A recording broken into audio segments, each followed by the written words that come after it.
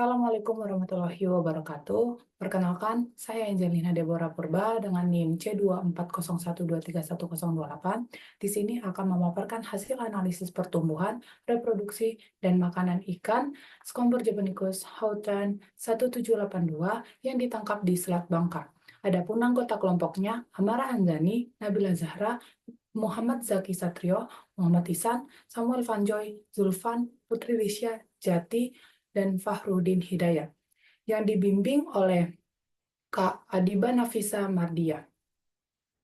Masuk ke latar belakang pertama yaitu biologi perikanan. Biologi perikanan merupakan cabang ilmu yang mempelajari mengenai taksonomi, anatomi, dan fisiologi, serta keadaan ikan yang mencakup tentang pertumbuhan, makanan ikan, dan reproduksi.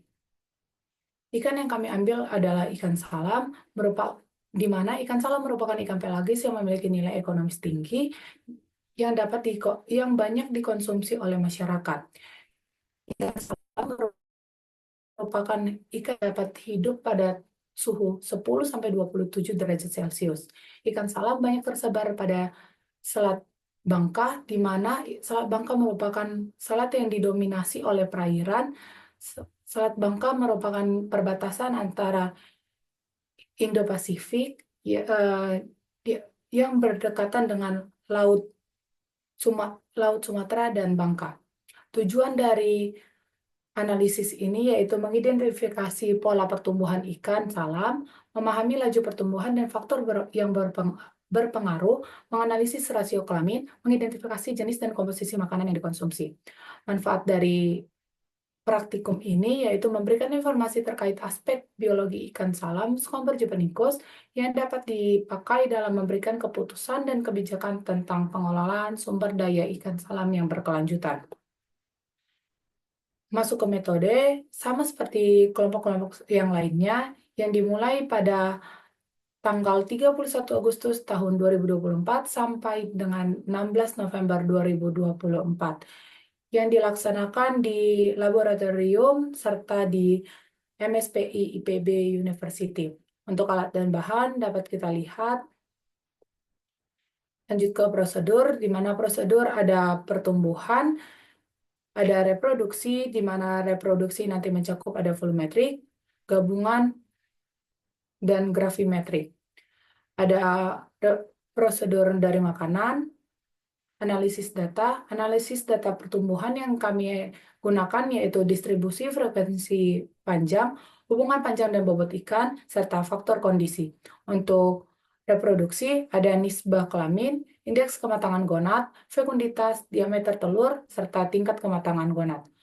Dan yang terakhir ada makanan ikan, ada IP, luas relung, tumpang tindih, panjang usus relatif, dan indeks isi lambung. Baik, selanjutnya ada hasil dan pembahasan, di mana pertama ada pertumbuhan ikan yang membahas tentang grafik DFP. Dari grafik dapat kita lihat nilai yang tertinggi pada selang kelas 218 sampai 278 dengan frekuensi 120. Masuk ke HPB, untuk HPB betina gabungan di 0,1948 dengan nilai N 88. Untuk HPB jantan gabungan nilainya itu 0,3081 dengan nilai N sama dengan 122. Pola pertumbuhannya alometri negatif, di mana yang artinya nilai panjang lebih dominan daripada bobot.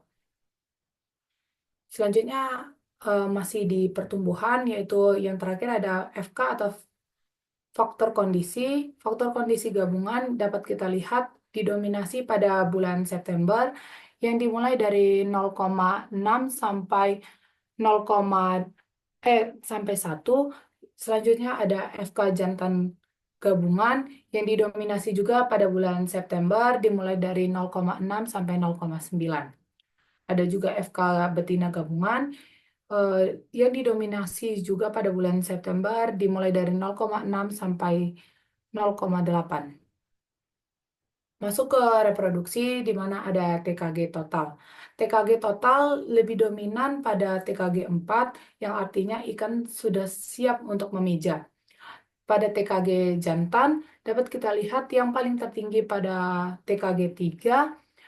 Untuk TKG betina juga berada pada TKG 3. Selanjutnya ada diameter telur. Pada diameter telur dapat kita lihat nilai yang tertinggi berada pada selang kelas 0,5 sampai 0,54 di diameter telur 250. Ini IKG rataan betina yang paling tinggi, di mana IKG biasanya itu berbanding lurus dengan TKG, jadi IKG rataan betinanya berada pada TKG 4, IKG rataan jantannya juga berada pada TKG 4. Yang terakhir ada reproduksi ikan salem, ada hubungan bobot dan fekunditas, di mana nilai R sama dengan 0,1145. Untuk hubungan panjang dengan fekunditas, ada nilai R sama dengan 0,0683. Ada makanan ikan salem, di mana dari IP dapat kita lihat bahwa ikan salem Squamber japonicus dominan mengkonsumsi ikan utuh sebanyak 45% sebagai makanan utama, yang dilanjut oleh ikan sebanyak 39% sebagai makanan tambahan, ada potongan ikan sebanyak 14% dan lainnya sebanyak 2%. Pada IP jantan gabungan, dapat kita lihat ikan utuh tetap menjadi makanan utama, yang menandakan bahwa ikan salem ini merupakan ikan karnivora. Di IP betina juga terdapat makanan utama yaitu ikan utuh sebanyak 50%. Kesimpulan dari hasil penelitian menunjukkan bahwa ikan salem Squamber japonicus yang ditangkap di perairan Selat Bangka memiliki pola pertumbuhan alometrik negatif pada jantan dan betina, di mana pertumbuhan panjang lebih cepat dibanding pertumbuhan bobot. Rasio kelamin ikan salem di wilayah ini cenderung tidak seimbang. Tahap kematangan gonad yang didominan adalah TKG 4 untuk total gabungan serta TKG 3 untuk jantan dan betina gabungan. Ikan salem diketahui melakukan sekali dalam satu periode atau total spawner.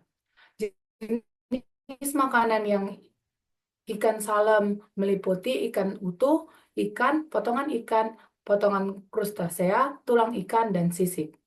Ikan ini memiliki relung ekologis yang luas karena keberagaman organisme dalam relungnya. Kompetisi dalam mencari makanan antar ikan jantan dan betina tergolong rendah karena jenis makanan mereka relatif berbeda. Berdasarkan panjang usus relatifnya, ikan salem dikategorikan sebagai ikan karnivora.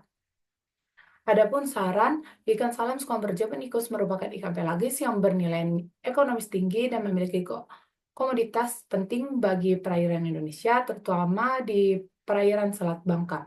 Karena penelitiannya yang masih kurang, maka dibutuhkan penelitian lebih lanjut mengenai ikan salem.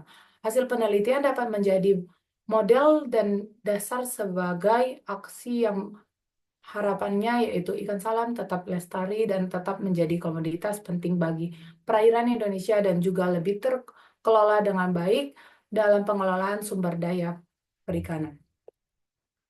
Baik, sekian dari presentasi saya. Ini ada daftar pustaka, dapat dilihat